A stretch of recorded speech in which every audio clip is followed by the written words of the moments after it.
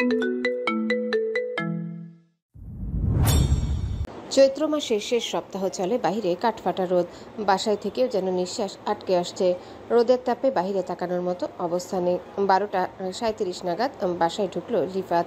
ঘামে সারা শরীর চিকচিক করছে। মেন গেট পার হতে শক্ত কিছুর সাথে হোঁচট খেলো। সঙ্গে সঙ্গে মেজাজ খারাপ হলো। চিৎকার করার আগে ছুটে এলো নওমি। পরনে ওড়না দিয়ে শক্ত বক্সটা মুছতে মুছতে আদুরে কণ্ঠে বলল, বাবুর লাগেনি তো তোমার? রিফাত কণ্ঠে রাগ ঢেলে চেঁচালো, তোর বাবু রাখার জায়গায় কি আর ছিল না?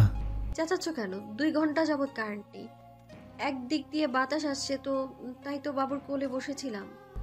ইচ্ছে করতেছে তোর বাবু সহ তোকে তোর বসায় ছুঁড়ে ফেলে আসি। সর সামনে থেকে। আফসোস, তোমার ইচ্ছেই থেকে যাবে।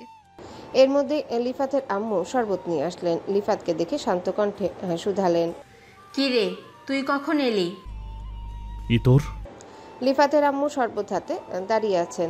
শরবত কাকে দিবেন ঠিক বুঝতে পারছেন না। লিফাতের দিকে হাত বাড়াতে যাবে, অমনি নওমি শরবত নিয়ে ঢকঢক করে অর্ধেক শেষ করে ফেলল। শরবত খেতে খেতে চোখ ঘুরিয়ে লিফাতের দিকে তাকালো। লিফাতের রাগী চোখ মুখ দেখে খাওয়া বন্ধ করে গ্লাস থেকে ঠোঁট সরালো। অর্ধেক গ্লাস শরবত লিফাতের দিকে এগিয়ে দিয়ে বলল, খাবে?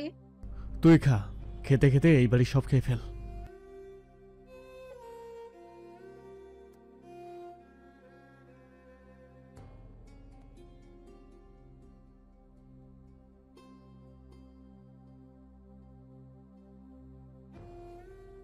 লিফাত রাগে কচকচ করতে করতে চলে যাচ্ছে। নওমি শক্ত কণ্ঠে বলে উঠল, আমি তোমার ভাগের কিছু খাইনি। লেবু 2টো বাসা থেকে নিয়ে এসেছিলাম আমি। লিফাত কিছু না বলে রুমে চলে গেছে। লিফাতের মা লতিফা বেগম নওমির দিকে তাকিয়ে ধীর কণ্ঠে বললেন, ছেলেটা এত রোদের মধ্যে বাহির থেকে আসছে, শরবতটা ওকে দিয়ে দিলে তোর কি খুব ক্ষতি হয়ে যেত? সকালে ইউনিভার্সিটিতে যাওয়ার সময় তোমার ছেলেকে পেছন থেকে এত ডাকলাম, অথচ ফিরেও তাকালো না। ভাব নিয়ে রিক্সা করে চলে গেল। সে বলেছে আমাকে নিয়ে ইউনিভার্সিটিতে গেলে নাকি তার ইজ্জতে টান পড়ে। তাহলে এখন আমি কেন শরবত দিব বলো? তোরা কি বড় হচ্ছিস না? এখনো এভাবে লেগে থাকিস কেন বলতো? আমি নেহায়েতি ভালো মেয়ে, তার জন্য তোমার ছেলের অত্যাচার এত বছর ধরে সহ্য করে আসছি। নইলে না হলে কি? কিছু না, শরবত বানিয়ে দাও, তোমার ছেলেকে দিয়ে আসি। দাঁড়া, দিচ্ছি। নওমি শরবতের গ্লাস হাতে নিয়ে লিফাতের রুমে আসছে। লিফাত ওয়াশরুমে। নওমি শরবতের গ্লাস টেবিলের উপর রেখে লিফাতের ফোনের লক খুলে ইউটিউবে ভিডিও দেখছে। লিফাত গোসল শেষ করে বেরিয়ে এই দৃশ্য দেখে রাগী স্বরে বলল, তুই আবার আমার লক দেখে ফেলেছিস? নওমি নিঃশব্দে হেসে বলে উঠল, যে লক দিয়ে রাখতে পারো না সেই লক কেন দাও? আমরাই তো, আমাদের মাঝে এসব লক টকের আবার কি প্রয়োজন? রাখ ফোন, আমার ফোনে আমার পার্সোনাল জিনিস আছে। জানি, আছে তো গার্লফ্রেন্ডের সাথে 5টা ছবি, তার মধ্যে 3টাই বেহুদা। বাকি দুটো তো ভালো। নওমি হাসতে হাসতে বলল, কে বলেছে? বাকি 2টাতে তোমায় বিশ্রী লাগছিল তাই ডিলিট করে ফেলেছি। কে? আবার ঘুরতে গেলে আমাকে নিয়ে যেও, গাছ লতা পাতার ফাঁক দিয়ে স্টাইলিশ ফটো তুলে দিব আমি। আজকের পর তুই ভুলেও আমার ফোন ধরবি না। এই কথা আজ অব্দি কতবার বলেছো বলো তো? তার থেকে ভালো হয় আমাকে একটা অ্যান্ড্রয়েড ফোন কিনে দেওয়ার ব্যবস্থা করো। বিশ্বাস করো, তুমি আম্মুকে একবার বললেই আম্মু আব্বুকে বলবে। এটুকু উপকার করো না, তাহলে তোমার ফোন বেশি ধরবো না আর। কোনো প্রয়োজন নেই। নওমি কাঁদো কাঁদো মুখ করে বলল, তোমার দিলে কি দয়া হয় না? না, কারণ ফোন কিনে দিলে তুই ভণ্ড হয়ে যাবি। এখন মনে হয় খুব ভদ্র আছি। লিফাত চোখ রাঙাতে নওমি চুপ করে গেল। শরবতের গ্লাসের দিকে তাকিয়ে স্বাভাবিক কণ্ঠে বলল, শরবত রেখে গেলাম, খেয়ে নিও। নওমি দরজা পর্যন্ত যেতে লিফাত ডাকলো। শোন। নওমি চমকে উঠে জানতে চাইল, ফোন কিনে দিবা? না। নওমি মনমরা হয়ে গেল। তাহলে? পরশু তোর হবু ভাবির জন্মদিন, সুন্দর একটা প্ল্যান দিস তো, তাহলে তোকে ঘুরতে নিয়ে যাব। ঠিক আছে, তুমি রিল্যাক্সে থাকো, কালকের মধ্যে সব প্ল্যান করে ফেলবো। তবে আমার একটা শর্ত আছে। কি শর্ত? সন্ধ্যার পর শহীদ মিনার চত্বরে হালিম খাওয়াতে নিতে হবে। কবে? আজকেই। ঠিক আছে, ডান। ওকে। পরন্ত বিকেলে সূর্যের তাপ কিছুটা কমতে ছাদে গেল লিফাত। খুব মনোযোগ দিয়ে ফোনে কথা বলছে। মিনিট 5 বাদেই চঞ্চল পায়ে ছুটে আসলো নওমি। পরনে বেগুনি রঙের টি শার্ট, কালো রঙের স্কার্ট আর একটা হোর্না হিজাব। ছাদের এপাশ ওপাশ খোঁজে ছুটে গেল লিফাতের কাছে। নওমি খুব জোরে নিঃশ্বাস ছেড়ে গুরুতর কণ্ঠে বলে উঠল, তুমি ভাই প্রেমই করো আর এইদিকে তোমার বিয়ে ঠিক হয়ে যাচ্ছে। লিফাত ঘাড় ঘুরিয়ে নওমিকে এক নজর দেখে প্রশ্ন করলো। আমার বিয়ে? হ্যাঁ। লিফাত সহসা কল কেটে দিয়েছে। কপাল কুঁচকে প্রশ্ন করলো, কার সাথে? কার সাথে আবার? আমার সাথে। লিফাত অগ্নিদৃষ্টিতে তাকিয়ে শক্ত কণ্ঠে বলল। তুই না করিসনি, বলিসনি আমাদের রিলেশন আছে? নমি একগাল হেসে বলল।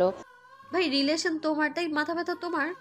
আমাকে বাসার মানুষ জিজ্ঞেস করেছে তোমাকে বিয়ে করতে আমার আপত্তি আছে কিনা। আমিও বলে দিয়েছি কোনো আপত্তি নেই, কারণ আমার কোনো বয়ফ্রেন্ড নেই আর মাথা ব্যথাও নেই। তাই বলে তুই আমাকে বিয়ে করবি? না, মোটেই না। তোমার বিয়ে করতে আমার বই গেছে। তুমি বাসায় চেঁচামেচি করবা, নিজে থেকে বিয়ে ভাঙবা, বাসায় তোমার রেপুটেশন খারাপ হবে, এতে আমি পৈশাচিক আনন্দ পাবো। বুঝতে পেরেছো? তোর মতো কাজিন কারো জীবনে না আসুক। আর তোমার মতো কাজিন সবার জীবনে আসুক। এখন নিচে চলো, সবাই ডেকেছে তোমায়। কেন? ও মা, বললাম না বিয়ের আলোচনা চলছে, তুমি ছাড়া এই আলোচনা শেষ হবে না তো। আমি যদি আজকে ফাঁসি তাহলে তোর একদিন কি আমার যে কদিন লাগে। তোর হালিম খাওয়ার সপ্তাহে সপ্তাহে ঘুরতে যাওয়া সব বন্ধ করে দেব, মনে থাকে যেন। নমি মেকিশরে বলল। আমাকে ভয় দেখাবেন না জনাব তামজিদ আকন্দ তাজ, কারণ ভুল করেও যদি আমার সাথে আপনার বিয়েটা হয়ে যায় তাহলে আপনি আমাকে ঘুরতে নিয়ে যেতে বাধ্য। অসম্ভব। অসম্ভব সম্ভব হওয়ার আগেই প্রতিবাদ করতে হবে তো চলো। প্রতিবাদে ফাঁকে আমার মোবাইলটার কথা একটু বলো প্লিজ। লিফাত আর নমি নিচে আসছে। ড্রয়িং রুমে নমির আব্বু আম্মু, লিফাতের আব্বু আম্মু, লিফাতের ছোট চাচু কাকিরাও উপস্থিত। লিফাতকে নামতে দেখে লিফাতের আব্বু শান্ত গলায় বললেন। কোথায় ছিলে? সাদে। তোমার আর নমির বিয়ের বিষয়ে কথা বলছিলাম, ভাবলাম তোমাদের জানিয়ে রাখি। তোমার আপত্তি নেই তো? লিফাত আর চোখে নমির দিকে তাকালো। নমি মাথা নিচু করে চুপচাপ দাঁড়িয়ে আছে। লিফাতের আব্বু হৃদরোগে আক্রান্ত, জোরে কথা বলা কিংবা উত্তেজিত হওয়া বারণ, তাই লিফাত জোর গলায় কিছু বলতেও সাহস পায় না। লিফাত আব্বুর দিকে তাকিয়ে ঠান্ডা কণ্ঠে বলল। আমি এখন বিয়ের কথা ভাবি না আব্বু। তোমাকে ভাবতে বলেছে কে? বিয়ে তো এখনই দিচ্ছে না, আগে পড়াশোনা শেষ করো, চাকরি নাও, তারপর না হয় বিয়ে হবে। না মানে? কি বলতে চাও? নমি কি সুন্দরী নয়? নমি সঙ্গে সঙ্গে তপ্ত দৃষ্টিতে তাকালো, চোখে সন্দেহ দৃষ্টি। লিফাত থতমত খেয়ে বলল। ঘরে কয়টা মাথা আছে যে নৌমিকে অসুন্দর বলবো? নৌমির মতো সুন্দরী মেয়ে বিশ্বে বিরল, কিন্তু কথা হলো বিরল প্রজাতির প্রাণীর সঠিক যত্নের জন্য অন্যরকম পরিবেশ প্রয়োজন। তাই বলেছিলাম কি। তোমার আর কিছু বলতে হবে না, বিরল প্রজাতির আলোচনা তুমি তোমার ডিপার্টমেন্টে শেষ করে এসো। নমি বারবার চোখে ইশারা দিচ্ছে, কিন্তু লিফাত কিছুই বলছে না। বিষয়টা নমির আব্বুর নজরে পড়তে শান্ত গলায় বললেন। নমি অনেকদিন যাবৎ অ্যান্ড্রয়েড ফোন চাইতেছে, দিব কিনা ভাবতেছি, কি করা উচিত বলো তো? লিফাত সহসা শক্ত কণ্ঠে বলে উঠল। শুধু শুধু ফোন দিতে হবে না, ও তো বেশিরভাগ সময় আমার ফোনে ব্যবহার করে।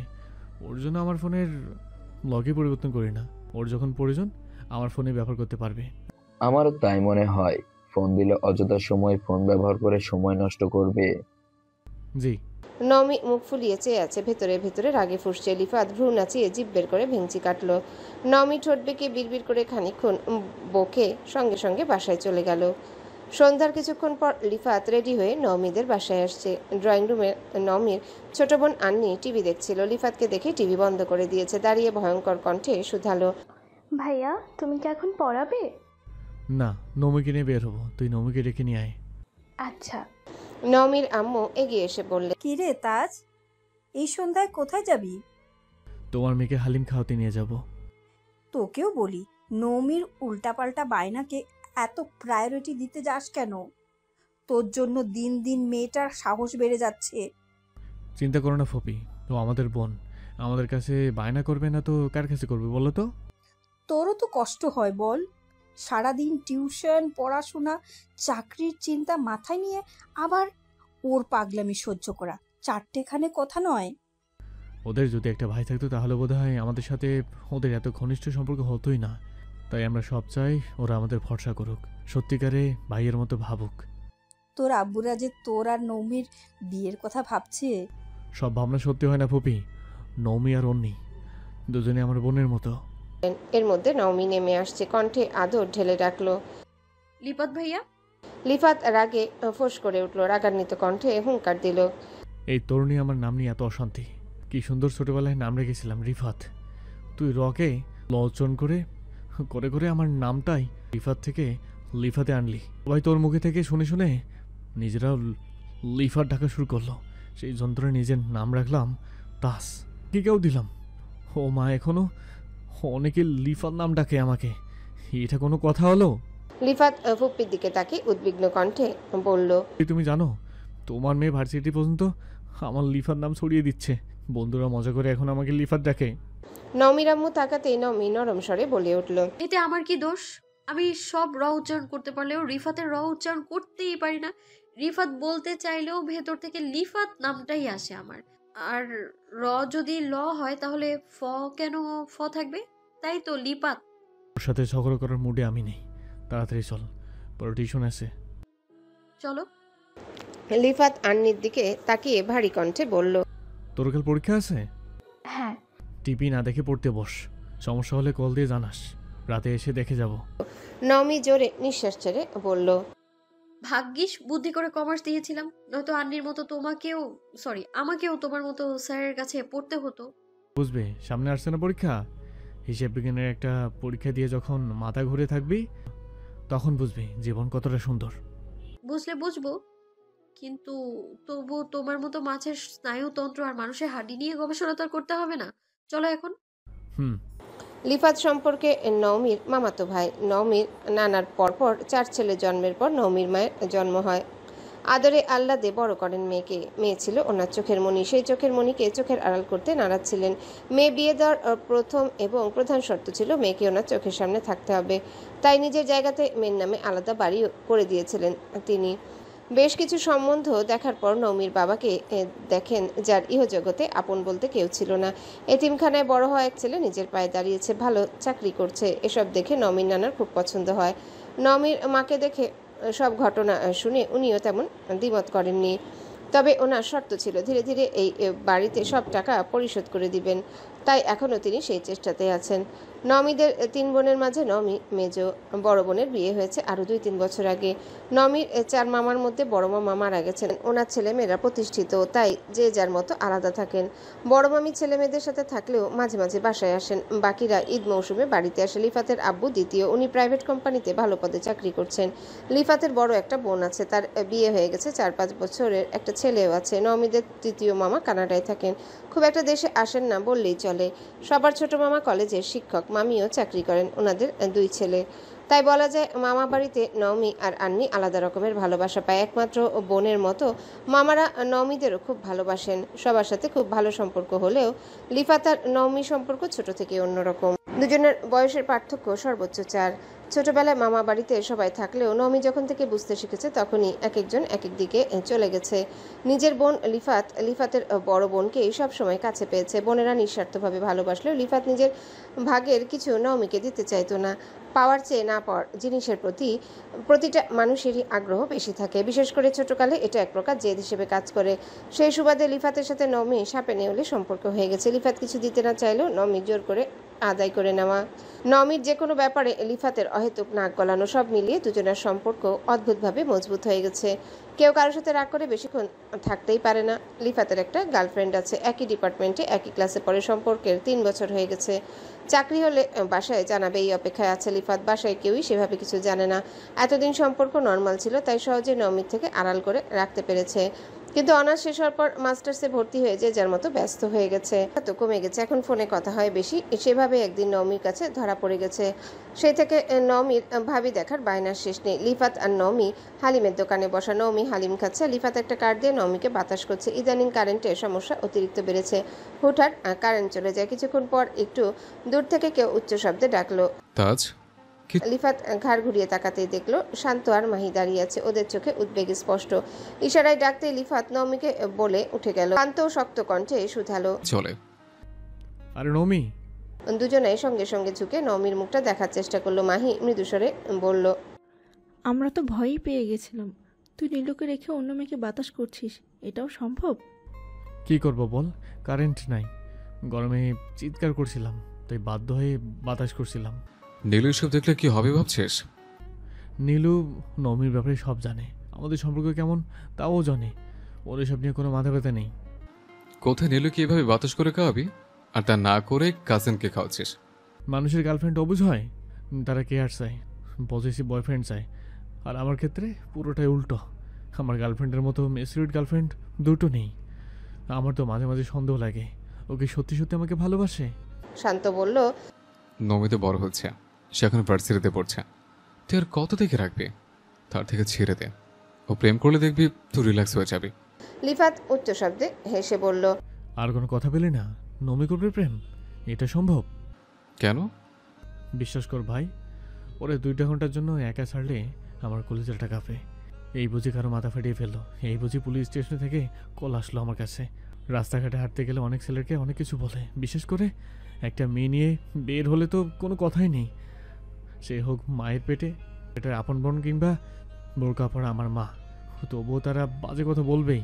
সবসময় আমাদের তর্কে জড়াতে ইচ্ছে করে না, নিজের মান সম্মান বাঁচাতে অনেক সময় চুপচাপ পাশ কাটিয়ে চলে যেতে হয়। আমি ছেলে হয়ে এটা পারলেও নমি পারবে না। ওর মেজাজ এতটাই খারাপ হয়ে যায় যে ওই ছেলেগুলোর প্রতি সব রাগ উপড়ে পড়ে আমার উপর দেখায়।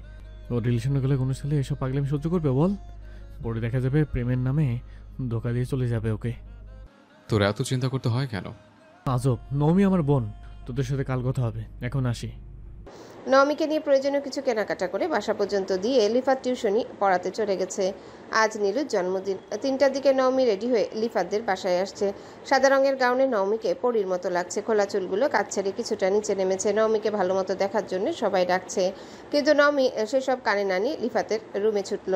রুমে ঢুকতেই দেখলো লিফাত পাঞ্জাবি পরছে। লিফাত নওমিকে দেখে ঠান্ডা কণ্ঠে বলল, হুডার রুমে ঢুকবে না, এটা খুব খারাপ অভ্যাস তোর। নওমি ভেঙচি কেটে বলল, আমাকে ভালো অভ্যাস খারাপ অভ্যাস বোঝাতে হবে না।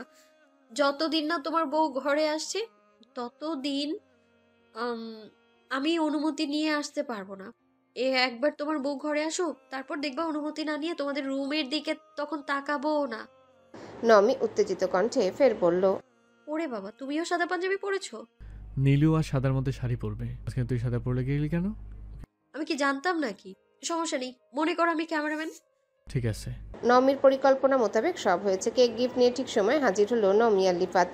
আজ প্রথমবারের মতো নীলু আর নওমি মুখোমুখি হতে চলেছে, যদিও ফোনে দুজনের বেশ কয়েকবার কথা হয়েছে।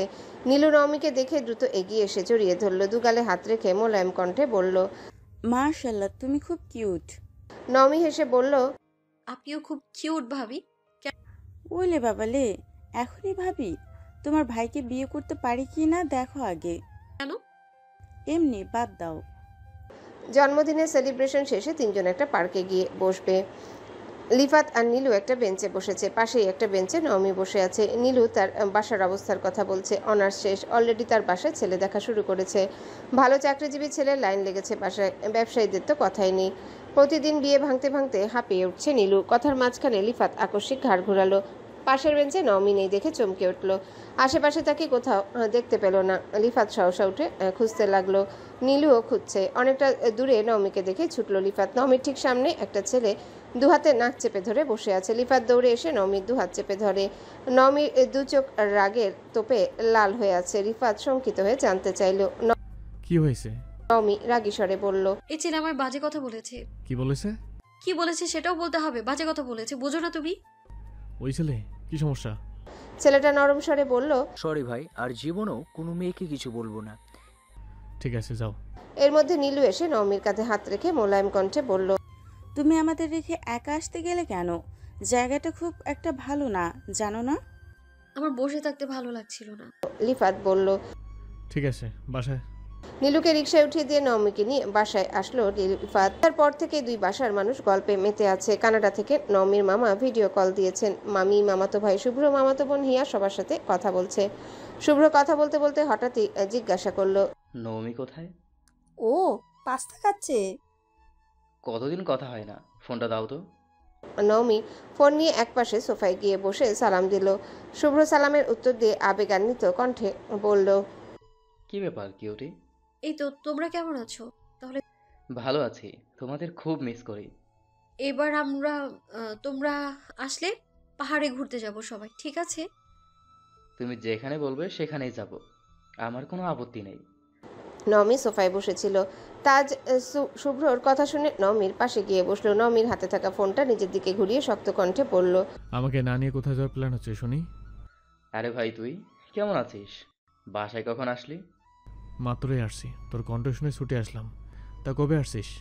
তাজ নওমির দিকে তাকিয়ে নরম স্বরে বলল, একা একা কত খাবি? খুব ক্ষুধা লেগেছে, আমায় দে। ড্রয়িং রুমে বাকিরা নিজেদের মধ্যে গল্প করছেন। শুভ্র শুধু বলল, আমার কোর্স। বলতেই চোখে পড়ল নওমি নিজের হাতে তাজকে পাস্তা খাওয়াচ্ছে। খেতে খেতে তাজ আবারও বলল, কি যেন বলেছিলি? শুভ্র আস্তে করে গলা খাকারি দিয়ে বলল, আমার কোর্স শেষ হতে আর 2 মাস বাকি। কোর্স শেষ হলে কাগজপত্র রেডি করে দেশে আসবো। Welcome deer. শুভ্র মলিন হাসলো। তাজ শান্ত গলায় বলল, নমি পানি নিয়ে আয়। এটা মোটেই ঠিক না। আমার পাস্তা খেয়ে আবার আমার কাছে পানি চাইছো? তুই আমার লক্ষ্মী বোন না? আসছে আমার লক্ষ্মী বোন। এত করে বলছি একটা ফোন কিনে দিতে, কথাই শুনছো না। টাকা তোমার দেয়া লাগবে না, শুধু আব্বুকে হ্যাঁ বলবে। যা না। যাচ্ছি। শুভ্র ঠান্ডা কণ্ঠে বলল, নমিকে বল আমি আসার সময় নমির জন্য একটা ফোন কিনে নিয়ে আসবো। তাজ সঙ্গে সঙ্গে হুঙ্কার দিল, কোনো প্রয়োজন নেই। ফোন দেওয়ার হলে আমি কালকে ওকে ফোন কিনে দিতে পারি। ফোন দিতে চাচ্ছি না, তার মানে এর পেছনে কোনো কারণ আছে। আলগা মাতাবুড়ি করে নিজের ক্ষতি ডেকে আনিস না। এখন তো সবার হাতেই ফোন আছে, তাহলে নমিকে দিলে সমস্যা কোথায়? আমি না করেছি মানে না। শুভ্র গম্ভীর কণ্ঠে বলল। তুই গাছে থাকিস বলে অধিকারটা একটু বেশিই দেখাস, তাই না? তাজ হেসে বলল, তুই আয়, কাছে এসে অধিকার দেখা। খুব শীঘ্রই আসবো। দেখা যাবে। সকালের দিকে তাজ বাসা থেকে বের হতে যাবে, অমনি নমির সাথে দেখা। তাজকে দেখেই নমি আহ্লাদি কণ্ঠে ডাকলো, লিপাত ভাইয়া। তাজ সহসা চিৎকার করলো। তোকে কিন্তু লিপার ডাকতে নিষেধ করছি। নমি কয়েক পা পিছিয়ে আবারও বলল, লিপাত ভাইয়া। তাজ আকস্মিক সামনে পড়ে থাকা একটা লাঠি হাতে নিল। লাঠি দেখেই চমকে উঠল নমি। দৌড় দিয়ে পালাবে নাকি দাঁড়িয়ে থাকবে বুঝে উঠতে পারছে না। তাজ ফের বলে উঠল, আজকের পর কোনোদিনও লিপাত বলবি না। নমি ভয়ে ভয়ে বলল, না বলবো না। কি বলবি? তুমি বলো। তাজ বলবি। আচ্ছা ঠিক আছে। কি বলবি? তাজ। ভাইয়া। তুমি না বললে তাজ বলতে। তাছাড়া তাজের সাথে ভাইটা বেমানান লাগে, লিপাতের সাথে ভাইয়াটা সুন্দর, মানে তাহলে লিপাত ভাইয়া বলি। না, তুই তাজে বলবি। প্রয়োজনে তাজমিদ ভাইয়া বলবি। তো বল লিফাত লুপাত এই নামে আর ডাকিস না, আর যেন না শুনি। ঠিক আছে। আর একদিন যদি শুনিসি, তাহলে এক পায়ে কান ধরে সারাদিন দাঁড় করিয়ে রাখবো, মনে থাকবে? থাকবে। কি বলতে চাইছিলি বল। ভুলে গেছি। ভালো হয়েছে। তাজ বেরিয়ে গেছে। নমি বিড়বিড় করে বকছে। আজ নীলুকে আবারও দেখতে আসছে। তাজের মেজাজ খুব খারাপ। নীলুদের বাসা থেকে কিছুটা দূরে চায়ের স্টলে দাঁড়িয়ে চা খাচ্ছে আর নীলুর জন্য অপেক্ষা করছে। ঘণ্টাখানেক পর নীলু বেরিয়েছে। পরনে নীল আর সাদা রঙের একটা শাড়ি, চোখে কাজল দেওয়া, কোমর পর্যন্ত চুলগুলো ছাড়া। অপরূপার ন্যায় নীলুকে দেখেই তাজ মুচকি হাসলো। রাগ অভিমান ভুলতে দীর্ঘ নিঃশ্বাস ছাড়লো। নীলু সামনে এসে প্রশ্ন করলো, হাসছো কেন? আমাকে ভালো লাগছে না? খুব সুন্দর লাগছে। শুধু ভাবছি বিয়ে করবে না জেনেও কত সুন্দর সাজগুজ করে বারবার পাত্রপক্ষের সামনে বসছো। তোমার জায়গায় নমি হলে দু একটার নাক মুখ ফাটিয়ে ঘরবাড়ি ঠান্ডা করে ফেলতো। আমি মৌমির মতো সাহসী হলে বোধহয় খুব ভালো হতো। দুদিন পর পর পাত্রপক্ষের সামনে বসতে আমারও ভালো লাগে না। আম্মু আজকেও বলেছিল তোমাকে বলার জন্য। আমি কি করব? তোমার আব্বুকে নিয়ে আসতে, আমার আব্বুর সাথে কথা বলাতে, তারপর না হয় যা হোক সিদ্ধান্ত নেওয়া যেত। তাজ নীরবে ঢোক গিলল। বাসায় যে নমির সাথে বিয়ের কথা হয়েছে, এমত অবস্থায় চাকরি ছাড়া বাড়িতে জোর গলায় কিছু বলতে পারবে না তাজ। অপেক্ষা আর চেষ্টা ব্যতীত তাজের কিছুই করার নেই। নমির সাথে বিয়ের কথা শুনলে নীলু কষ্ট পাবে, তাই হালকা করে কেশে শীতল কণ্ঠে বলল, তুমি তো জানো আব্বু অসুস্থ আর আমিও বেকার। এই অবস্থায় বাসায় বিয়ের কথা বলা কোনোভাবেই সম্ভব না। যদি আমি একা কথা বলে কোনো সমাধান হয়, তাহলে চলো আজই তোমার আব্বুর সাথে দেখা করে আসবো আমি। তুমি একা কথা বললে কিছুই হবে না। আপাতত বিয়েটা কিছুদিনের জন্য আটকাও। প্রতিনিয়ত এত প্যারা নিয়ে পরে মনোযোগ দিতে পারছি না। নীলু মলিন হেসে বলল, তুমি আমার জন্য চিন্তা করো তাহলে। তোমার জন্য চিন্তা করবো না তো কার জন্য চিন্তা করব? তুমি জানো নমি আমাদের বিয়ের প্ল্যানিং করে ফেলেছে। কেমন প্ল্যানিং? আমার চাকরি হলে প্রথমে আমাদের বাসায় জানাবো। যদি সহজে মেনে নেয় তাহলে আলহামদুলিল্লাহ, তোমাদের বাসায় আসবো, বিয়ের কথাবার্তা বলবো। আর যদি আমার আর তোমার পরিবার না মানে, তাহলে বিয়ে করে রাঙ্গামাটি পোস্টিংয়ে নিয়ে সংসার করব। কয়েক বছর চাকরি করে একটা বাচ্চা নিয়ে বাসায় চলে আসতাম। ওর মাথায় এসব প্ল্যান আসে কোথা থেকে? সিনেমা আছে না? তবে যাই বলো, প্ল্যান কিন্তু খারাপ না। এসব সম্ভব না। আব্বু না মানলে বিয়ে করা সম্ভব না। তাই বলে সময় দিব না আমাকে? 3 মাসের বেশি সময় দেয়া আমার পক্ষে সম্ভব না। যা করার এই 3 মাসের মধ্যেই করো। আমি চেষ্টা করব। নীলু আর তাজ হাঁটছে আর টুকটাক কথা বলছে। হঠাৎ নমির নাম্বার থেকে কল আসছে। কল রিসিভ করতেই নমি বলল, কোথায় আছো? কেন? খাতা লাগতো, তুমি নিয়ে আসবে নাকি আমি বেরোবো? তোমাদের বের হতে হবে না, আমি আসার সময় নিয়ে আসবো। আচ্ছা। আর কিছু লাগবে? মনে হয় না। মনে হয় না আবার কি? লাগবে আবার লাগবেও না। পরিবার এক অদৃশ্য বন্ধনে আবদ্ধ, মায়া তার উৎকৃষ্ট উদাহরণ। দিন কাটছে মন্থর গতিতে, নৌমি আর আন্নির চঞ্চলতায় দুইবারই মেতে থাকে সারাক্ষণ। সঙ্গী হিসেবে ছোট মামার দুই ছেলে তো আছে। এক সন্ধ্যায় তাজ আন্নিকে পড়াতে বসেছে। আন্নি পড়তে পড়তে হঠাৎই বলে উঠল, ভাইয়া তোমার আর নমি আপুর নাকি বিয়ে? হ্যাঁ, তো তুই জানিস না? শুনেছি, কিন্তু এটা কি সত্যি? স্বপ্ন সত্যি হতে পারে। আজ বৈশাখের প্রথম দিন। প্রতি বছর বৈশাখ মাসের প্রথম দিন বৈশাখী মেলা উদযাপন করা হয়, যার মাধ্যমে বাঙালি সংস্কৃতি ফুটে ওঠে। শুধুমাত্র বাংলাদেশেই নয়, বাংলাদেশ ছাড়াও বিভিন্ন দেশে বসবাসরত বাঙালি প্রবাসীরা এই উৎসব পালন করতে থাকেন। চারিদিকে আনন্দমুখর উৎসবের আয়োজন। বাহারি রঙের শাড়িতে সেজেছে মেয়েরা। সবার মতো নমিও আজ লাল পাড়ে সাদা রঙের শাড়ি পরেছে। কানে আর গলায় মাটির গহনা পরে একদম বাঙালি সাজে সেজেছে। আন্নি এখনও সাজছে। এই সুযোগে নমি তাজের রুমের সামনে আসছে। একটু থেমে দরজা ধাক্কা দিতে দেখলো তাজ বিছানায় চিত হয়ে শুয়ে আছে। বিছানার বাইরে মাথা উল্টে রেখেছে। উল্টানো অবস্থায় শাড়ি পরা নওমিকে দেখে তাজের অদ্ভুত লাগলো। সঙ্গে সঙ্গে সোজা হয়ে স্পষ্ট চোখে নওমির দিকে তাকালো। নওমির এক হাত কোমরে, অন্য হাত দরজা ধরে পরপর দুবার ভ্রু নাচিয়ে জানতে চাইলো, কেমন লাগছে আমায়? তাজ মুচকি হেসে বলল, অতিরিক্ত ভদ্র, যা কল্পনার বাহিরে। নওমি হেসে বলল, ধন্যবাদ তামজিদ ভাইয়া। তাজ প্রশস্ত নেত্রে তাকিয়ে বলে উঠল, এত ভদ্র হয়েছিস কি কর? আজই ভাবলাম বছরের প্রথম দিন, নতুন একটা বছর, তাই সম্পর্কের আবেগগুলো কেউ না হয় নতুনই হোক। ঠিক আছে, তোর মাথায় যেহেতু সুবুদ্ধি এসেছে, তাহলে আজ থেকে আমিও মুস্কান ডাকবো। সম্পর্ক পুরনো হলেও ডাকটা নতুন হবে। দেখো, ভুল করে আবার মুশকিল ডেকে অন্য না জানো। আমি তোর মতোই উদ্মান না। এখন উঠো, তাড়াতাড়ি রেডি হও। আমি তো ভেবেছিলাম লিপুর সাথে বের হব। ভাবিকেও ডেকে নাও আমাদের সাথে, সমস্যা কোথায়? আরে না, অন্নি, রাফি, রাত ওরা দেখলে বাসায় বলে দিবে আর কি। আমরা কি তাহলে একা যাব?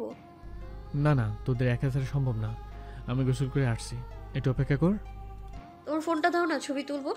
তাজ সন্দেহের দৃষ্টিতে তাকিয়ে প্রশ্ন করলো, ফোন নিতে আমার অনুমতি চাইছিস? ইমপ্রেসিভ।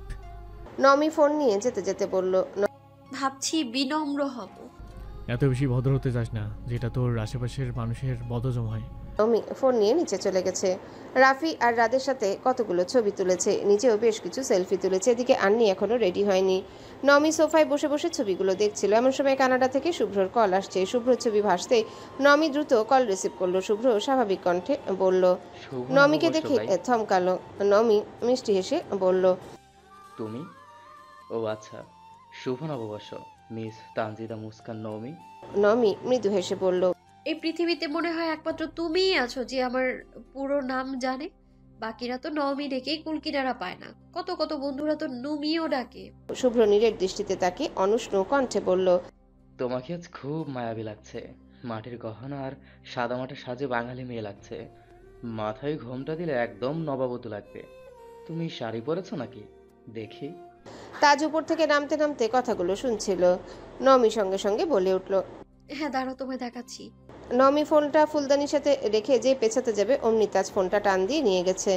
শুভ্রর দিকে তাকিয়ে ঠান্ডা কণ্ঠে বলল, শুভ নববর্ষ। শুভ নববর্ষ, কিন্তু তুই ফোনটা নিয়ে নিলি কেন? নওমি নাকি শাড়ি পরেছে, দেখতে চেয়েছিলাম। দেখার ইচ্ছে হলে দেশে এসে দেখবি। বিদেশের মাটিতে শুয়ে শুয়ে বাঙালির ঐতিহাসিক দেখাতে হবে না। আমি বাঙালির ঐতিহ্য দেখতে চাইনি, নওমিকে দেখতে চেয়েছি। নওমি বাঙালি সাজে সেজেছে, তাই নওমিও আজ বাঙালির ঐতিহাস দিছে। একবার দেশে আসি শুধু, তারপর বোঝাবো। সবসময় সবার মতো আজও বলছি, ওয়েলকাম। নমি নির্বাক হয়ে চেয়ে আছে। তাজের কাণ্ডে রাগ হলেও আজ তা প্রকাশ করলো না। বছরের প্রথম দিন সে কোনোভাবে ঝগড়া করতে চায় না। আন্নি রেডি হয়ে আসতে সবাই একসঙ্গে বের হলো। মেলায় ঘুরে কিছু কেনাকাটা করেছে। খাওয়া দাওয়া করে বাসায় আসতে আসতে দুপুর পার হয়ে গেছে। সবাইকে বাসায় পৌঁছে দিয়ে তাজ আবারও বেরিয়েছে। ভালো খারাপের মাঝে কাটছে দিন। বৈশাখের তপ্ত গরমে অতিষ্ঠ সবাই, সাথে হুটহাট কালবৈশাখী ঝড় তো আছে। নমির ক্লাস শেষ অনেকক্ষণ হলো। আজ বাসায় যেতে একদমই ইচ্ছা করছে না। ডিপার্টমেন্টে দুই একটা বান্ধবীর সাথে বসে গল্প করছিল আর আইসক্রিম খাচ্ছিল। হঠাৎ একটা ছেলে কোথা থেকে দৌড়ে আসছে। নমিদের সামনে এসে হাঁপাতে হাঁপাতে বলল, এই তুমি তানজিদা না? নমি ভ্রু কুচকে বলল, হ্যাঁ, কিন্তু কেন? তুমি আগে মহিলা কলেজে পড়তা না? হ্যাঁ। আমাকে চিনতে পেরেছো? না, কে আপনি? চিনুনি? গত বছর প্রাইভেটে দেখা হয়েছিল। সিটে বসা নিয়ে তোমার আমার তুমুল ঝগড়া হয়েছিল। স্যার এসে আমাদের ঝগড়া থামিয়েছিল, মনে নেই? ও হ্যাঁ, মনে পড়েছে। তুমি ওকে ইউনিভার্সিটিতে পড়ো? Yes, management subject. ও আচ্ছা। তুমি? অ্যাকাউন্টিং। ভালোই হলো, মাঝে মাঝে দেখা হচ্ছে তাহলে। চলো কিছু খাই।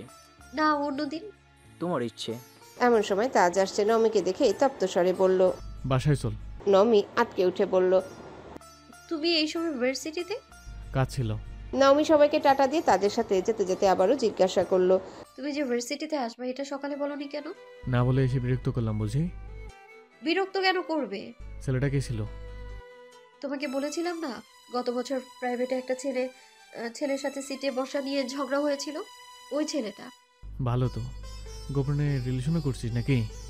তুমি কি পাগল? আমি রিলেশন করব, তাও আবার এমন ছেলের সাথে? ঝগড়াটে ছেলে আমি দু চোখে সহ্য করতে পারি না। এই ছেলে যখন গত বছরের কথা মনে করিয়ে দিল না, তখন ইচ্ছে করছিল ঠাস ঠাস করে থাপ্পড় দিয়ে দিই একদম। তোর কেমন ছেলে পছন্দ বল, খুঁজে দেবো নে। অবশ্য তুমি না আসলে মেরেই দিতাম আমি।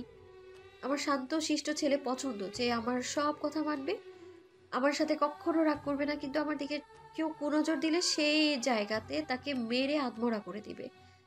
আর তার চোখে আমি হব বিশ্ব সুন্দরী, বাকি মেয়েরা হবে পেত্নী। তাজ হেসে বলল। উপরে দেখতো কি? নমি তাকিয়ে বলল। আকাশ। কেন? তো স্বপ্নের প্রেমিক এখনো আকাশে। নমি ফোঁস করে বলল। দেখো, একদিন আমার টানে আকাশ থেকে উড়ে উড়ে আসবে। তাজ উচ্চ শব্দে হেসে বলল। হ্যাঁ, কাক হয়ে। নমি রাগে তাজের হাতে চিমটি কেটে বলল। তুমি আসলেই একটা ফাজিল। আমি ফাজিল হলে তুই কি? আমি ভদ্র মেয়ে মুস্কান। আচ্ছা। রাত 9টার দিকে নীলুর কল আসছে। তাজ কল রিসিভ করতে নীলু বলল। তুমি কি সত্যি সত্যি বিয়ে করবে আমাকে? কেন, কি হয়েছে? আব্বু আমার কথা মানতেছে না। তুমি যেভাবে হোক ম্যানেজ করো। আমি কাল তোমাদের বাসায় আসছি। তুমি একা আসলে হবে না, তাছাড়া তুমি তো বেকার। তাজের মেজাজ খারাপ হয়ে গেছে, রাগান্বিত কণ্ঠে বলে উঠল। এই মেয়ে, যখন রিলেশন করছিলি তখন কি আমি চাকরি দিয়েছিলাম, নাকি কোনো মিথ্যা স্বপ্নে দেখেছিলাম? বন্ধুত্বের সম্পর্কটাকে তুই নিজে থেকে রিলেশনে টেনে নিয়েছিলি। তখন তোমার পরিবার কোথায় ছিল?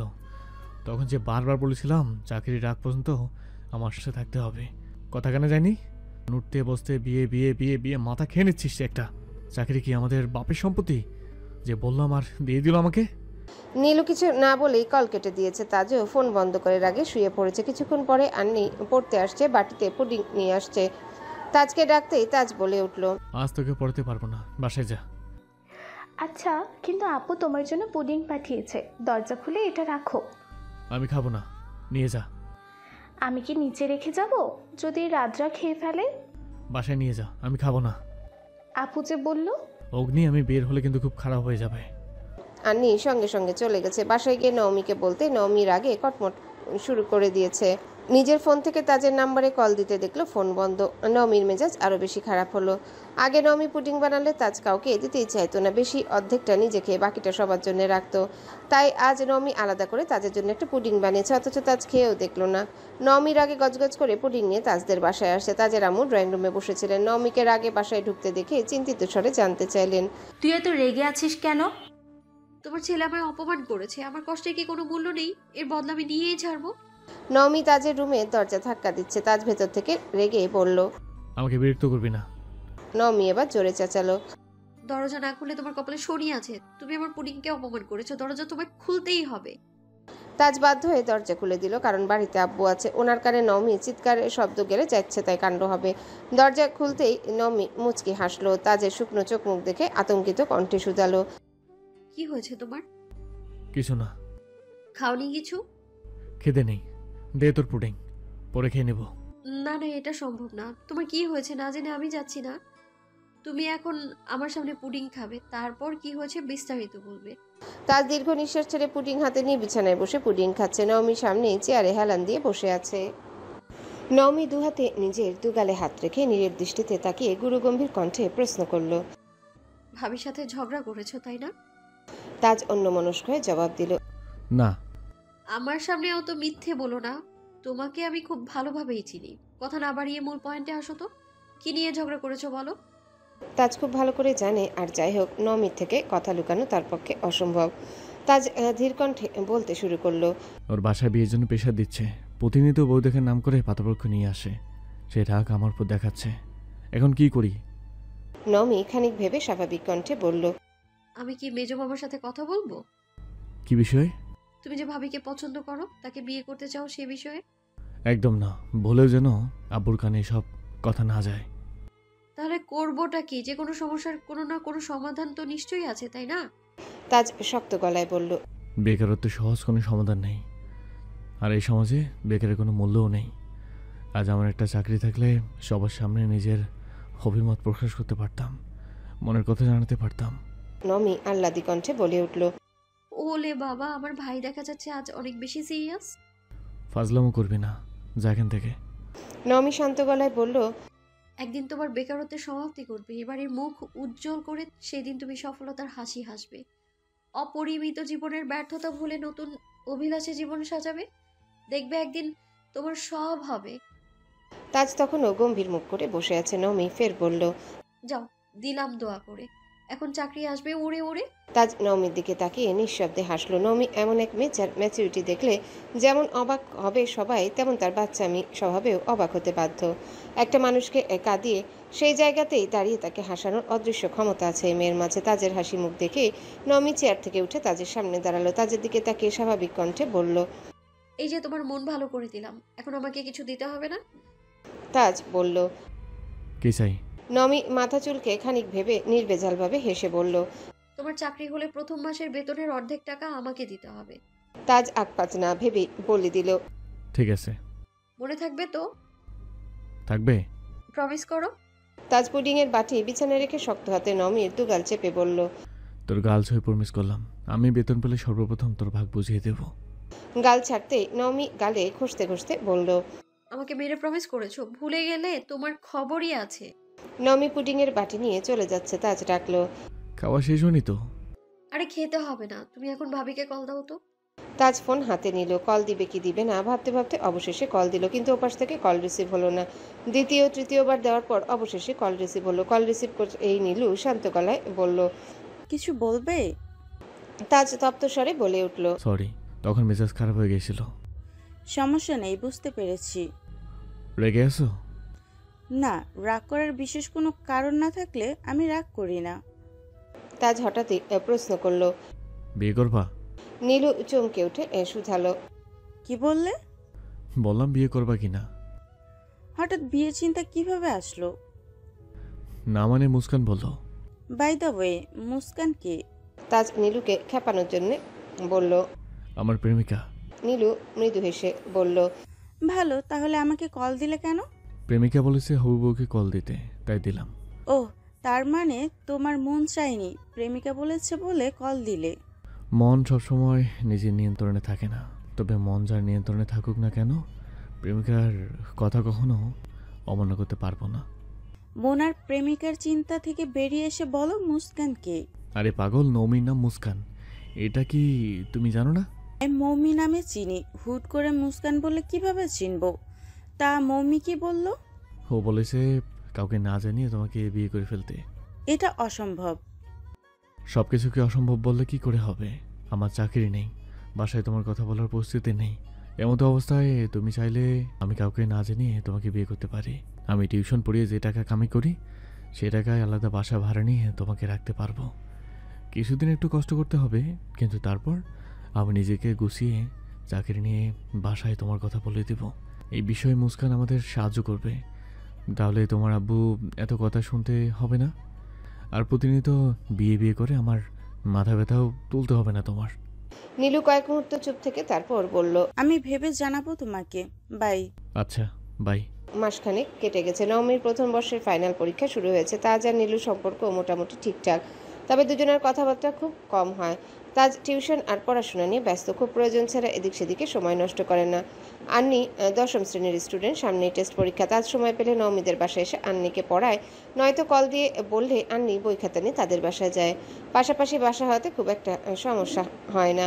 তাজ সন্ধ্যার পরপরই আন্নিকে পড়ানোর জন্য নবমীদের বাসায় আসছে। ড্রয়িং রুমে পা রাখতেই দেখলো নবমী সোফায় মাথা উল্টে শুয়ে আছে। আজ নবমীর সবচেয়ে কঠিন পরীক্ষা ছিল।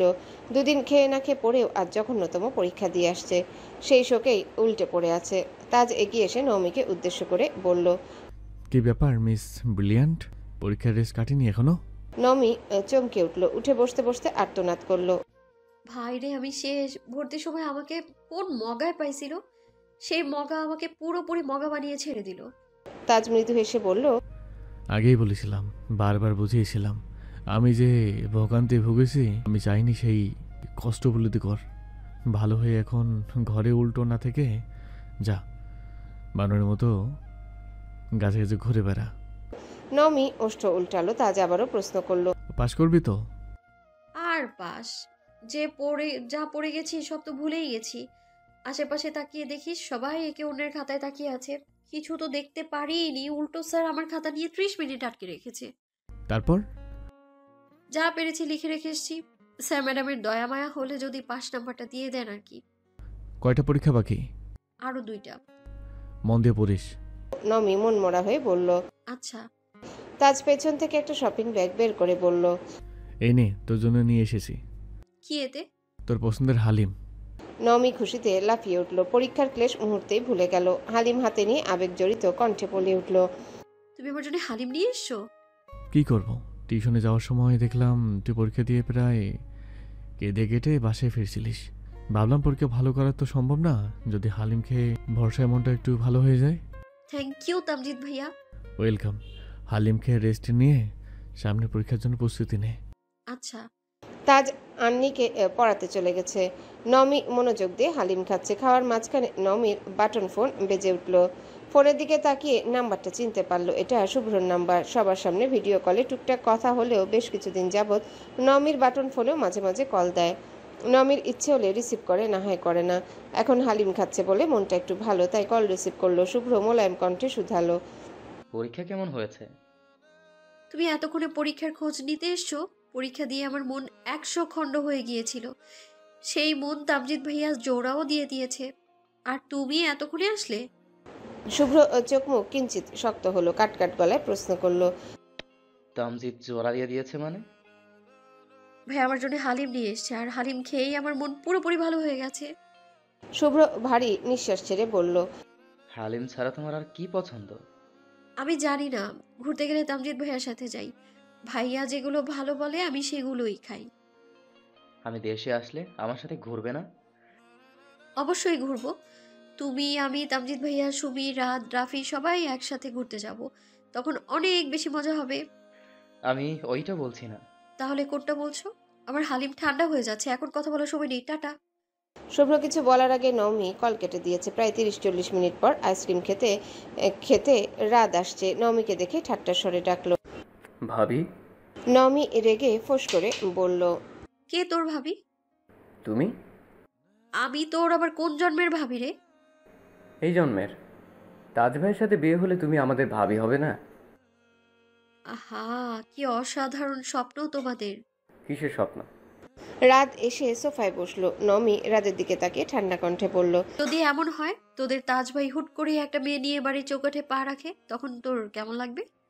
রাত চিন্তিত স্বরে বলল, একটা মেয়ে ভাইয়ার সাথে কেন আসবে? ধর তারা দুজন দুজনকে পছন্দ করে, বিয়ে। বলতেই তাজ দৌড়ে এসে নমির মুখ চেপে ধরেছে। রাত অবুচের মতো তাকিয়ে আছে। তাজ রাগে কটমট করে বলল, আমাকে না ভাসানো পর্যন্ত তোর মনে শান্তি হচ্ছে না, তাই না? নমি বিড়বিড় করে বলল, রাতের অনুভূতি জানার চেষ্টা করছিলাম।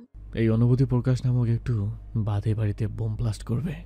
নমি কিঞ্চিত হেসে বলল, এটুকু কলিজা নিয়ে বেঁচে আছো কি করে? পাশ থেকে রাত হেসে বলল, তোমার ইয়া বড় কলিজার জোরে। রাত আর নমি হাসতে হাসতে হাতে হাত মেলালো। তাজ আকস্মিক রাদের কান চেপে ধরে রাগী স্বরে বলল, বাসায় চল এখনই। ছাড়ো, যাচ্ছি। নমি পেছন থেকে চেঁচালো, রাতকে মারছো কেন? ওর সত্যি তো কথাটা বলেছে। নমির কথায় তাজ তেমন একটা পাত্তা দিল না। কলিজায় হাজার জোর থাকলেও নমির সাথে নীলুর বিষয়ে ঝগড়া লাগার মতো জোর তাজের নেই। নীলুর সাথে 3-4 দিন যাবৎ যোগাযোগ হচ্ছে না, এই টেনশনে আছে। নীলুর আচার আচরণে হঠাৎ পরিবর্তন নিয়ে শঙ্কিত তাজ। বিকেলের দিকে নমির আম্মু আর 2 মামি মিলে শপিংয়ে গিয়েছিলেন। সবার জন্য কেনাকাটা করেছেন। বাড়ির সদস্য ছাড়া শুভ্র আর সুমির জন্য ড্রেস কিনেছেন। নমি সবার মাঝখানে সোফায় বসে ছোট মামির ফোন থেকে শুভ্রকে ভিডিও কল দিল। এই সময় শুভ্র ছাড়া কেউই ফ্রি থাকে না, তাই বাধ্য হয়ে শুভ্রকে কল দিতে হলো। কল রিসিভ করে নমিকে দেখে শুভ্র 2 চোখ প্রশস্ত হয়ে গেল। মোলায়েম কণ্ঠে বলল, কি খবর?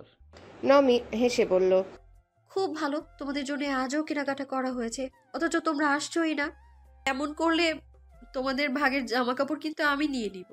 শুভ্র ঠোঁট কামড়ে হেসে বলল। নিয়ে নাও, কোনো সমস্যা নেই। নমি ক্যামেরা ঘুরিয়ে কিছুক্ষণ জামা কাপড় দেখালো। শুভ্র কপাল কুঁচকে ভারী কণ্ঠে বলল, ভিডিও কলে জামা কাপড় দেখে শান্তি নেই, তার থেকে ভালো ক্যামেরা ঘুরেও তোমাদের দেখি। নমি ক্যামেরা ঘুরিয়ে জানতে চাইলো, সুমি কোথায়? এখন ওর ঘুমের সময়। নমির পাশ থেকে বড় মামি নমির আম্মু শুভ্রর সাথে টুকটাক কথা বলছে। আচমকা তাজ আসছে। নমির মাথায় নিজের থুতনি ঠেকে কাঁধের উপর আলতোভাবে হাত রেখে অদম্য কণ্ঠে বলল, কিরে শুভ্র, কি অবস্থা তোর? এমন দৃশ্য দেখে শুভ্র কিছুটা ভড়কে গেছে। নমি চোখ তুলে তাকাতে নিল, কিন্তু তাজের থুতনির ভারে ঠিকমতো তাকাতে পারল না। ওদিকে শুভ্র নিষ্পলক চোখে তাকিয়ে আছে।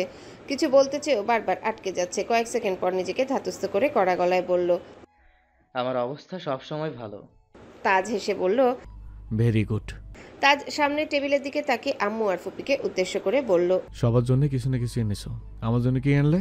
নমির আম্মু একটা শপিং ব্যাগ থেকে দুটো টি শার্ট বের করে তাজের দিকে এগিয়ে দিলেন। তাজ নমির কাঁধ থেকে হাত সরিয়ে টি শার্ট দুটা হাতে নিয়ে সোজা হয়ে দাঁড়ালো। নমিও সহসা ঘাট ঘুরিয়ে তাজের হাতে টি শার্টের দিকে তাকালো। আচমকা ফোন মামিকে দিয়ে তাজের একটা টি শার্টে টান দিল। টি শার্ট আঁকড়ে ধরে বলল, এটা আমার। প্যাকেটের উপর দিয়ে টি শার্টের এক মাথা ধরে নমি টানছে, আরেক মাথায় তাজ ধরে আছে। তাজ রাগান্বিত কণ্ঠে চিৎকার করলো, আমার সব জিনিসে ভাগ বসানোর অভ্যাসটা স্যার বলছি। নমি নাছরবান্দা সে উচ্চস্বরে চেঁচালো, আমার এই টি শার্ট পছন্দ হয়েছে, এটা আমার লাগবেই লাগবে। আগে দেখলে তুমি আমার আসার আগেই আমি সরিয়ে দিতাম। এই জন্য তোকে আগে দেখেনি স্যার। এখন রাত নমির আম্মু তাজের আম্মু হতবাক হয়ে চেয়ে আছেন। ফোনের অপর প্রান্তে থাকা শুভ্র চোখে মুখে রাগ কেমন যেন ফোঁসফোঁস করছে। নমি আর তাজের লড়াই আজ বেশিক্ষণ টিকলো না। তাজ টি শার্ট নিয়ে চলে যাচ্ছে। নমি ঠোঁট উল্টে কাদো কাদো মুখ করে আম্মুকে বলছে, তুমি আমার সাথে এমন করতে পারলে?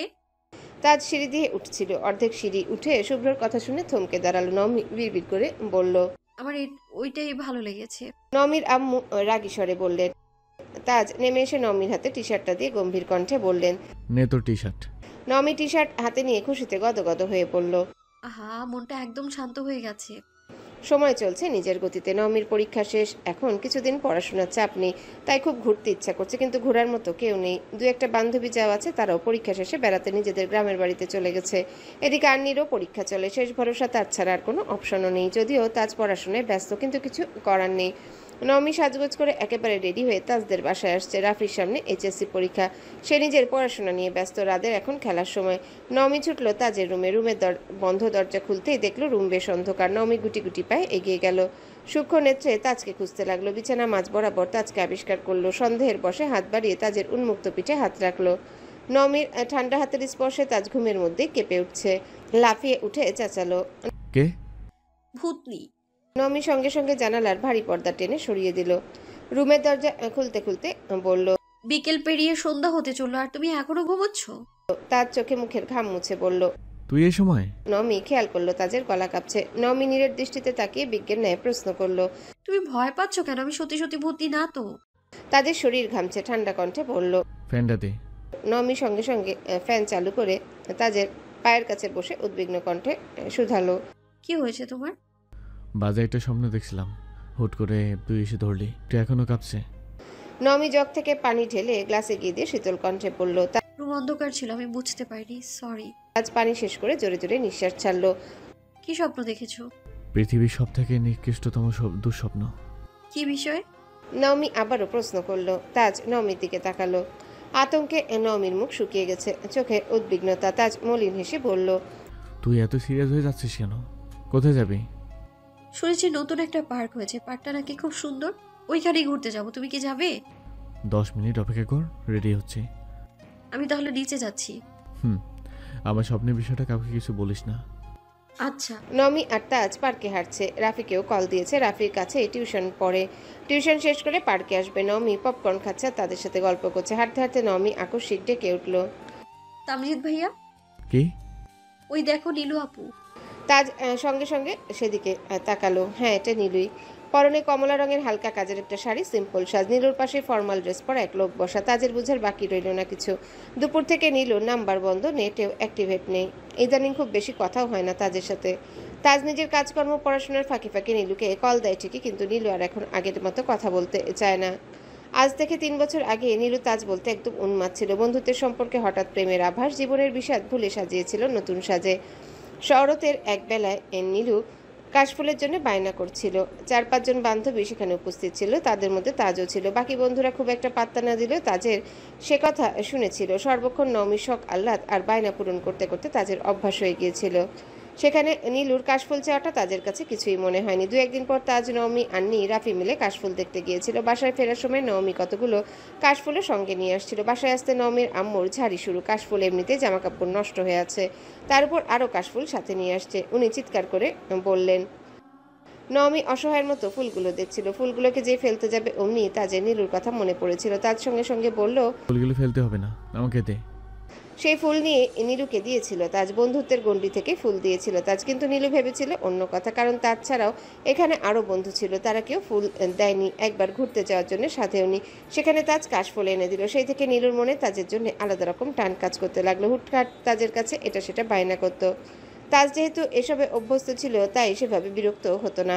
তাজের কাছে বিষয়টা বন্ধুত্বের থাকলে নীলুর কাছে সেটা ছিল প্রেমের সম্পর্ক। 1 বছর তাজের পিছু ঘুরে পাগলামি শেষ সীমা অতিক্রম করে তাজকে সম্পর্কের জন্য রাজি করিয়েছিল, যার মূলে ছিল বেশ কিছু বন্ধু।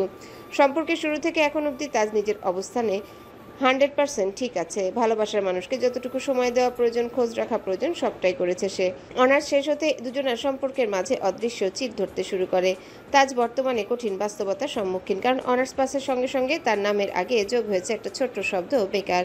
শব্দটা 3 অক্ষরের হলেও এই শব্দের সাথে জুড়ে আছে সমাজে তুচ্ছতাচ্ছিল্য, ব্যর্থতার সুর, পরিবারের মানুষের অবজ্ঞা, বন্ধুমহলে টিটকারি, প্রেমিকার অবহেলা, আরও কত কত বিষয়। এই সবের তাগিদে নিজের স্বপ্ন পূরণের হাহাকার না হয় বাদই গেল। এই কঠিন মুহূর্তে সাহস দেওয়ার মতো একজন মানুষ প্রয়োজন, অথচ এই সময় থাকে শুধু মন ভাঙান মানুষ। নওমি তাজের দিকে তাকিয়ে ঠান্ডা কণ্ঠে বলল। আপুর পাশে ওটা কে ভাইয়া? তাজ আবারও নীলুদের দিকে তাকালো। এই তাকানোতে তীব্র আক্রোশ চেপে আছে, একাকার সমরাগ মিশে আছে। তাজ রাগে ফোঁস করে 1 কদম বাড়াতে নওমি 2 হাতে তাজের হাত আঁকড়ে ধরলো, আর্তনাদ করে উঠল। প্লিজ তুমি এখন যেও না। তাজ হুঙ্কার দিল, স্যার আমাকে। না তুমি যাবে না। কেন? তুমি আসো, আমি তোমায় বোঝাচ্ছি। তাজ শান্ত হতে পারছে না, এদিকে নওমির থেকে হাতও ছাড়াতে পারছে না। কয়েকবার ঘন ঘন নিঃশ্বাস ছেড়ে তাজ গম্ভীর গলায় বলল, কেন যাবো না বল। আসো না বলছি। নওমি তাজকে টেনে নিয়ে পার্ক থেকে বেরিয়ে আসছে। পার্কের সামনে থেকে 2টা আইসক্রিম নিয়ে একটা তাজকে দিল। নওমি আইসক্রিম খেতে খেতে বলতে শুরু করলো, দেখো ভাইয়া, তুমি যদি এখন এখানে যাও তাহলে বিষয়টা খুব খারাপ হবে, কারণ আমরা 4 জন ছাড়াও এখানে আরো 100 মানুষ আছে। তারা বিষয়টা দেখবে, মজা নিবে, এমনকি ভিডিও করে সোশ্যাল মিডিয়ায় ছেড়ে দেবে। এতে তোমার, আমার, নীলু ভাবির সাথে সাথে আমাদের পরিবার, আত্মীয় স্বজন পর্যন্ত জানাজানি হয়ে যাবে। যে মেজো মামার ভয়ে তুমি নীলু ভাবির কথা বাসায় বলছো না, সেই মামার সামনে তখন তুমি মুখটা দেখাবে কি করে বলো তো? নওমি নিঃশ্বাস ছেড়ে আবারও বলতে শুরু করলো, তার থেকে ভালো হয় তুমি একটু ধৈর্য ধরো। ভাবির জন্য প্রতিনিয়ত ছেলে দেখছে, এটা তুমিও জানো, আমিও জানি। হতে পারে এই ছেলে তাদের মধ্যেই একজন। সন্ধ্যা নাগাদ দেখো না ভাবি তোমাকে নিজে থেকে সবটা জানায় কিনা। যদি ওনার কথা জানিয়ে দেয় তাহলে বুঝবা ভাবি পরিস্থিতি শিকার, আর যদি ভাবি বিষয়টা আড়াল করার চেষ্টা করে তারপর ভেবে চিন্তে সিদ্ধান্ত নেওয়া যাবে। ওকে? তাজ কিছুক্ষণ চুপ থেকে হঠাৎ বলল, ঠিক আছে। রাফির সাথে রাস্তায় দেখা হয়েছে, সেখান থেকে 3 জন বাসায় চলে আসছে। তাজ ফোন হাতে নিয়ে নীলুর ফোনের জন্য অপেক্ষা করছে। ভেতরে প্রবল রাগ থাকলেও নওমির কথায় যুক্তি আছে দেখে শান্ত হয়ে আছে। দীর্ঘ সময় পর নীলুর নাম্বার থেকে কল আসলো। তাজ কল রিসিভ করে জিজ্ঞাসা করলো, ফোন বন্ধ ছিল কেন? আর বলো না, আব্বু হুট করে বললেন এক ছেলের সাথে দেখা করতে হবে। ছেলে নাকি আগে আমার সাথে আলাদাভাবে কথা বলতে চায়। তুমি বিশ্বাস করবে না, 30 মিনিটের মধ্যে রেডি হয়েছি। আব্বু নিজে আমাকে পার্ক পর্যন্ত দিয়ে আসছেন। ও ভালো। তারপর বিয়ে হয়ে গেছে? আরে না, আমি ছেলেকে তোমার কথা বলে দিয়েছি। কতদিন কতজনের সাথে ঘুরতে গিয়ে আমার নামটা নেবে? এভাবে কথা বলছো কেন? কিভাবে কথা বলতে হয় আমি জানি না, তাই আমি এতদিন বিয়ে নিয়ে চিন্তায় ছিলাম। এখন সেই সমাধানও বের করলাম। তোমার আব্বুর সাথে কথা বলে সিম্পলভাবে বিয়ে করে নেব, তার প্রস্তাবও দিলাম। তুমি কোনো কিছুকেই পাত্তাই দিচ্ছ না। তুমি কি আদৌ আমাকে চাও? নীলু ভারী কণ্ঠে বলল, তোমাকে না চাইলে এতদিনে বিয়ে করে সংসার শুরু করে দিতাম। প্রতি সপ্তাহে সপ্তাহে ভিআইপি পরিবার থেকে লোক আসছে, আমি বারবার রিজেক্ট করেছি। তাজ শীতল কণ্ঠে বলল, চলো বিয়ে করে ফেলি। নীলু কাটকাট গলায় বলল, তোমাকে পরে কল দিচ্ছি। নওমি সকাল সকাল সোফায় হেলান দিয়ে বসে টিভিতে জোরে সাউন্ড দিয়ে গান শুনছে আর গুনগুন করে গান গাইছে। তাজ ভেতরে এসে নওমির মাথায় গাঁটটা দিয়ে বলল, এগুলো ছেলেদের গান, তুই শুনছিস কেন? নওমি মাথায় ঘষতে ঘষতে তাজের দিকে তাকিয়ে জিভ বের করলো। আশেপাশে তাকিয়ে ফিস ফিস করে বলল, জানো আমি না আজকে সুন্দর একটা স্বপ্ন দেখেছি। তাজ ভ্রুকুচকে প্রশ্ন করলো। কি স্বপ্ন?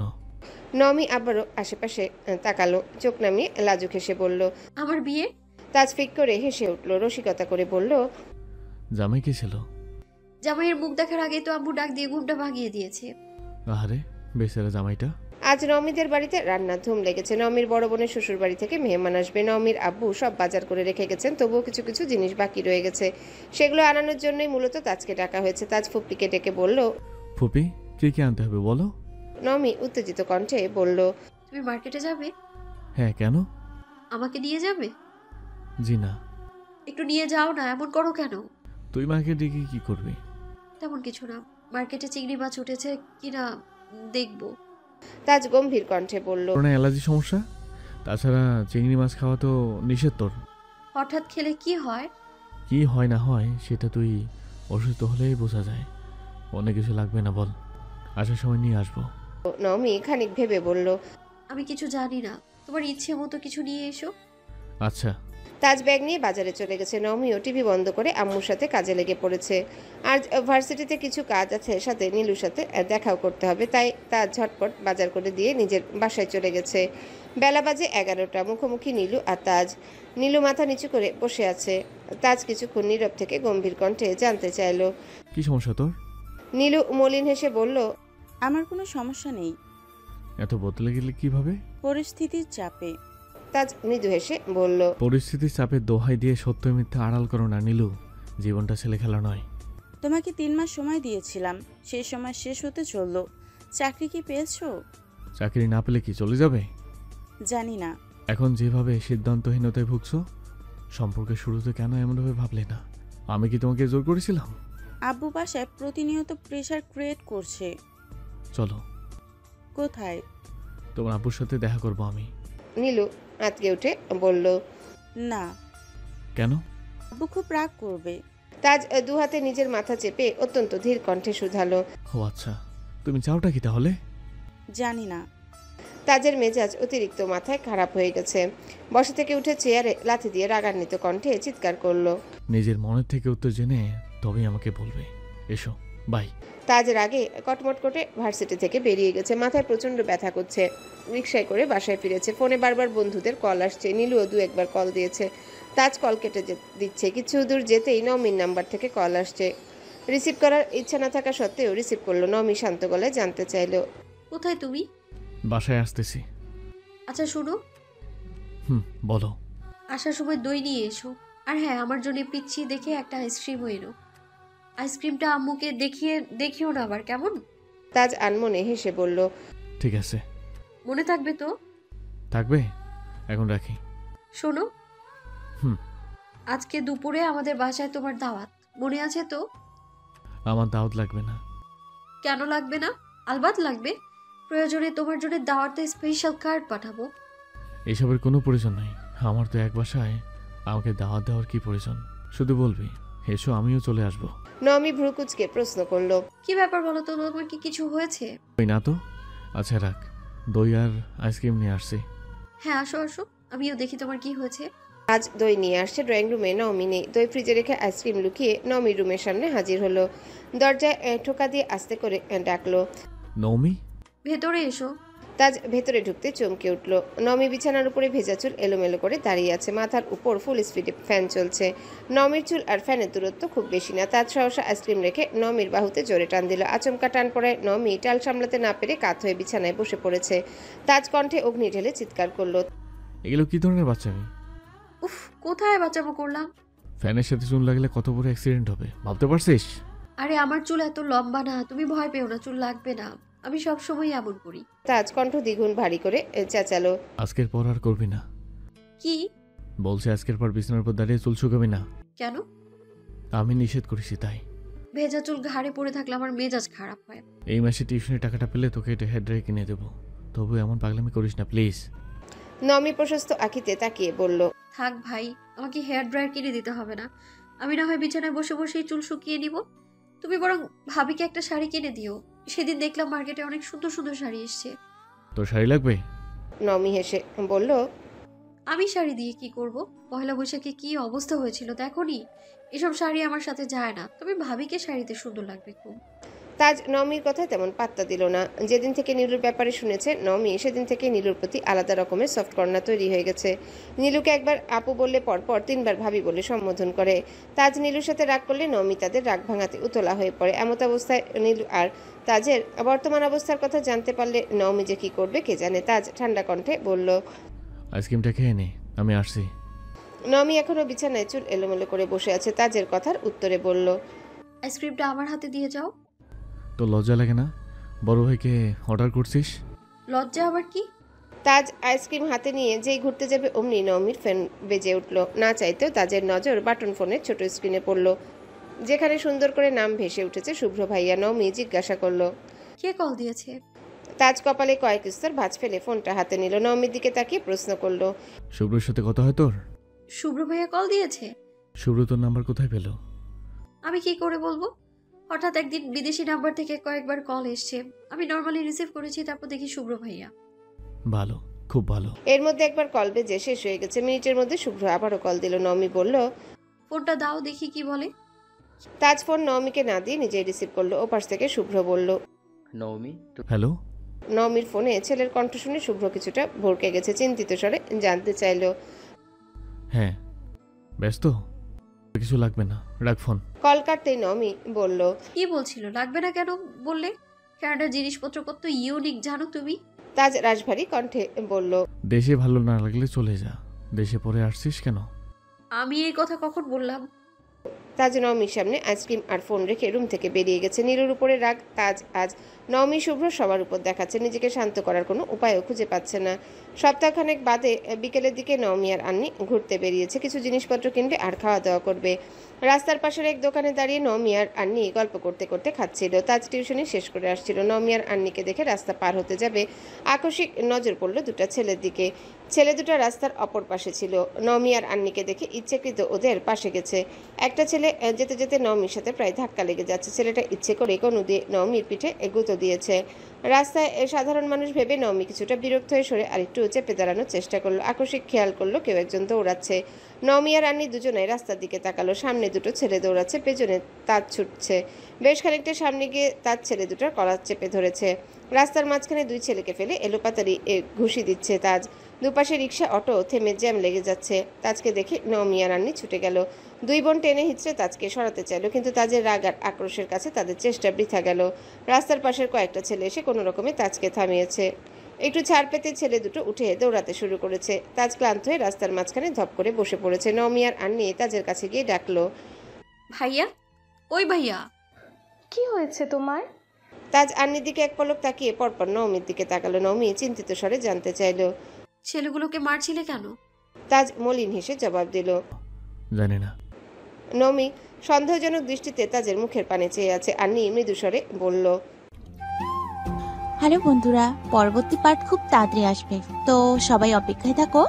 আর চ্যানেলটি যারা এখনো সাবস্ক্রাইব করোনি তারা পরবর্তী পার্ট দেখার জন্য চ্যানেলটি সাবস্ক্রাইব করে রেখো। ধন্যবাদ সবাইকে, আমাদের সাথেই থেকো।